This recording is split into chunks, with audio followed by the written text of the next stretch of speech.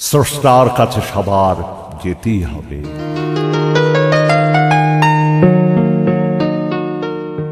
এ জগতে সত্য বলা মহাপাপ, তবু পাপাভারের এ পাপের যদি হয় গো সন্তাপ। যদি বলি প্রভুকে বড্ড ভালোবাসি এ পার ও পার, উপরে হাসি দিয়ে ভিতরে জলে তার, অযথায় জনম শত্রু হয়ে গেলাম তাহা। ধর্মে কি এমন দিয়েছে বাধা মানব কর্মে, যাতে বিশ্বাস হয় না কি প্রভু যে আছে? ধর্ম অবিশ্বাসী তুমি, তুমি কি পেরেছ রাতের চন্দ্রকে দিনে জ্বালাতে?